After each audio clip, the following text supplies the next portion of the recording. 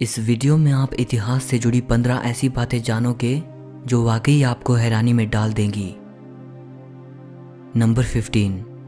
14 अप्रैल 1561 को जर्मनी के न्यूरमबर्ग शहर के लोगों ने आसमान में एक अनोखा दृश्य देखा था। उस वक्त लोगों ने देखा कि आकाश में अजीब से दिखने वाले ऑब्जेक्ट्स आपस में लड़ रहे थे। ये लड़ाई करीब 1 घंटे तक चली थी। इस ऐतिहासिक घटना के बारे में कुछ मॉडर्न यूएफओ एंथुसियास्ट्स ये कहते हैं कि वो बेशक किसी दूसरे ग्रह से आए लोग थे जो हवाई लड़ाई लड़ रहे थे। नंबर 14। एक रोमन व्यापारी था जो लोगों को नकली गहने बेचता था।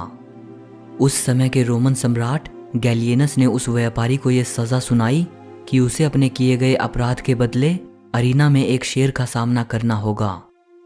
जब फाइनली गेट खोला गया तो शेर की जगह एक मुर्गा चलकर सामने आया। इस घटना के बाद सम्राट गैलियनस ने यह कहा था कि यह व्यापारी लोगों के साथ धोखा करता था, सो इसीलिए हमने भी इसके साथ ऐसा ही किया। नंबर 13। गोर्गियस, जो कि एक एंशिएंट ग्रीक फिलोसोफर थे। ये अपनी डेड मदर की कॉफिन में पैदा हुए थे। इनकी मदर की मृत्यु के बाद जब उन्हें एक ताबूत में रखकर दफनाने के लिए ले जाया जा रहा था, तब लोगों ने ताबूत के अंदर से आ रही एक बच्चे के रोने की आवाज सुनी थी। नंबर 12। सन 614 से लेकर 911। इस टाइम पीरियड के बीच हमारे पास इतने कम आर्कियोलॉजिकल और लिटरेरी एविडेंसेस मौजूद हैं कि कुछ हिस्टोरियंस ये मानते हैं कि ये 297 साल इतिहास में कभी हुए ही नहीं। इस कॉन्स्पिरेसी थ्योरी का नाम फैंटम टाइम हाइपोथेसिस है। अगर ये थ्योरी सही है तो इसका मतलब अभी हम 2020 में नहीं बल्कि 1723 में जी रहे हैं।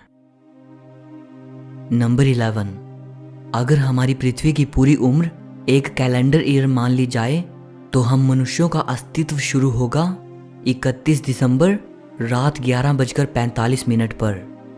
यानी पृथ्वी की उम्र अगर 1 साल मानी जाए तो हम इंसानों को इस दुनिया में आए महज 15 मिनट हुए हैं। इससे पता चलता है कि हम इंसान कितने नए हैं इस दुनिया में। और जब हमारा वजूद नहीं था उससे अरबों साल पहले भी यहाँ लाइफ एग्जिस्ट करती थी और करीब 1 अरब साल तक हमारी पृथ्वी पूरी तरह वीरान रही, ऐसी अवस्था में जब यहाँ कोई जीवन नहीं था।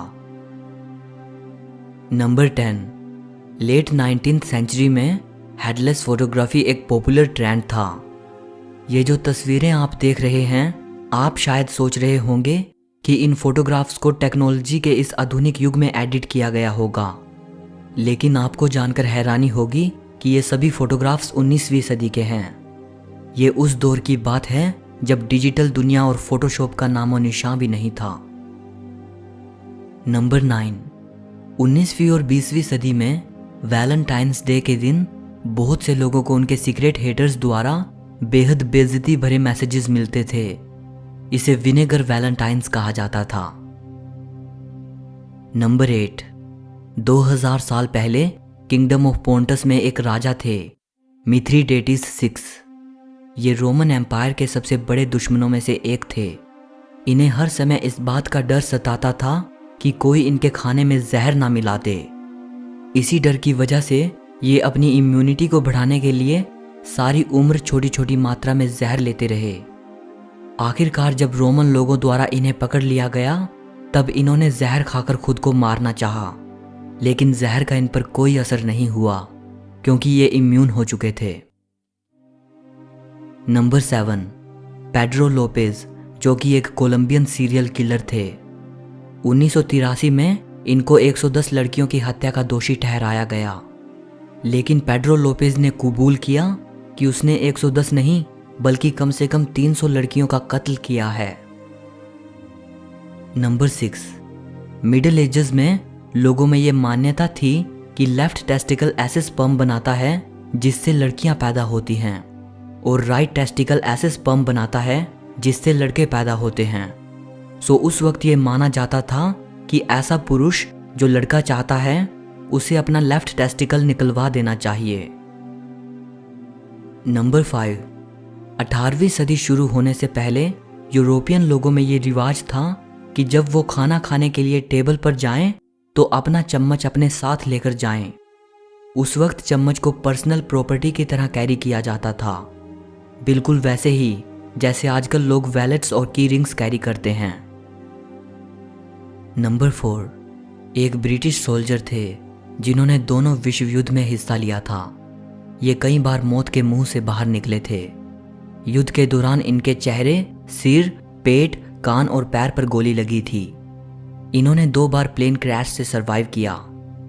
युद्ध खत्म होने के बाद इन्होंने कहा था, frankly I had enjoyed the war. Number 3, ancient Rome के लोग ह्यूमन यूरिन का इस्तेमाल माउथ वॉश, टूथपेस्ट और लॉन्ड्री डिटर्जेंट के रूप में करते थे।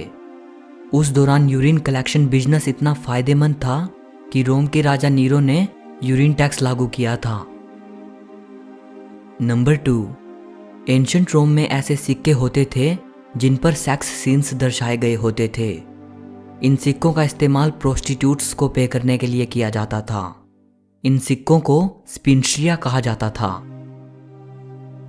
नंबर 1, 1974 में ल्यूबैंग आइलैंड के जंगल से एक जापानीज सोल्जर निकलकर सामने आए।